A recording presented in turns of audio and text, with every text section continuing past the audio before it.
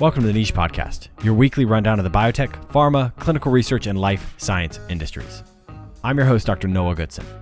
This week, approvals for sleep and seizures. mRNA finds another SPAC. Senior notes for CROs. FTC does a double take. IPOs and boosters.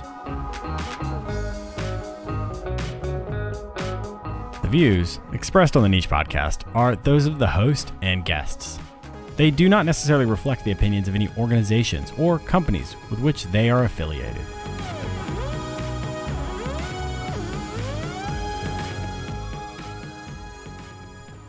Jazz Pharmaceuticals received a new FDA approval to treat idiopathic hypersomnia in adults with Xywav. This is the first and only treatment approved for the rare sleep disorder. Individuals with idiopathic hypersomnia will experience strong to severe sleepiness throughout the day, even after achieving a good night's sleep. This approval comes on the back of a phase 3 withdrawal study. In this design, all participants start on the drug but are randomly assigned to switch to a placebo after some time. Participants on Xywav saw dramatic decreases in sleepiness and increased function compared to those that switched to the placebo. This is great news for the approximately 37,000 people in the United States suffering from idiopathic hypersomnia. However, it should be noted that the core ingredient to Xywav is gamma hydroxybutyrate, a highly controlled substance with major risks. Its effects can include increased libido, decreased inhibition, and euphoria, sometimes referred to as a date rape drug. All this means Xywav will be delaying launch till they've implemented a risk mitigation strategy later this year. In other Jazz news, their cannabidiol therapy for the treatment of seizures associated with tuberous sclerosis complex may now be prescribed in the UK. The therapy, sold as Epidiolex, may reduce untreatable and chronic seizures in at least a portion of this population. It should be noted that cannabis and derivatives have been pretty robustly implicated in the treatment of a variety of conditions that drive untreatable seizures in children. Not all countries are ready to move forward with cannabis and its derivatives, but a burgeoning industry and steadily increasing legality globally means more cannabidiol therapies are in a number of companies' pipelines. Jazz, for example, has 11 cannabis-derived products in their preclinical through phase 3 studies. Messenger RNA has made a huge splash in the biotech and vaccine world. And across the next decade, we can expect significant movement in how it will be used to treat rare and genetic diseases, not to mention oncology. But there are other big industry opportunities for this technology. Greenlight Biosciences is going public through a $1.5 billion SPAC to advance mRNA in other areas. This includes using mRNA to fight bee parasites and working to refine biomanufacturing processes so that mRNA vaccinations can be scaled up in the future. Like many bioscience companies, their pipeline is diverse, but we can expect companies like Greenlight to develop everyday technologies using mRNA for plants, animals, and production through improved biotech processes. Thermo Fisher Scientific announced the $17.4 billion acquisition of the CRO PPD earlier this year. Now, they've released a statement saying they'll be raising some senior notes to help pay for the massive expenditure. This isn't a big surprise.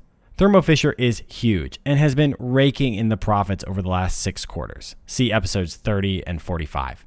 But $17.4 billion is a hefty chunk of change, even for a company that has doubled their stock value in the last 2 years. AbbVie was set to acquire Soliton, covered in episode 50. But now, the FTC is taking a closer look. Soliton may be uniquely valuable for their 510K approved sound vibration therapy that can be used to remove tattoos or treat cellulite. On a global scale, this is a potentially massively valuable beauty and health solution. With AbbVie now owning Allergan with products like Botox, this would put a large portion of the pharma health market under a single entity.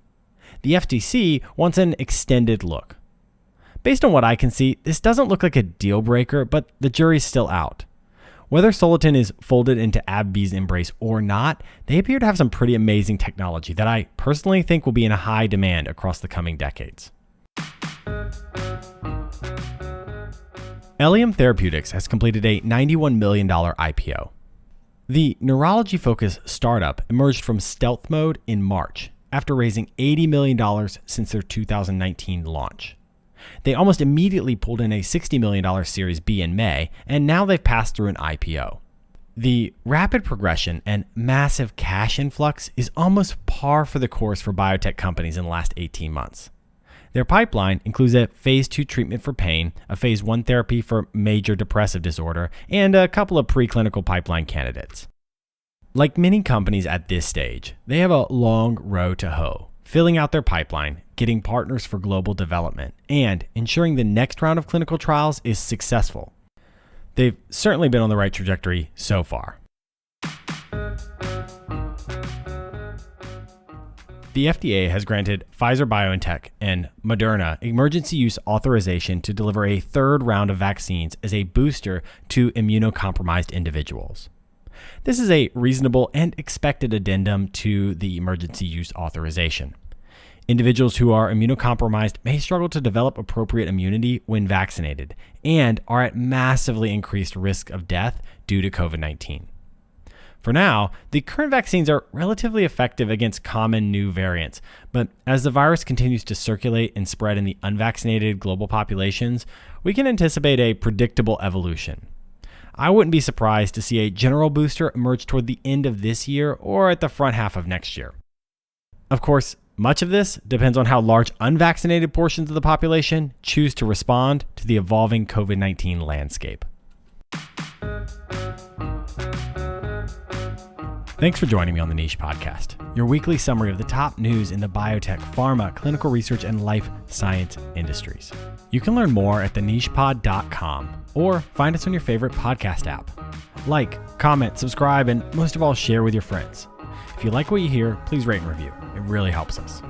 Once again, I'm Dr. Noah Goodson, and I'll see you next week.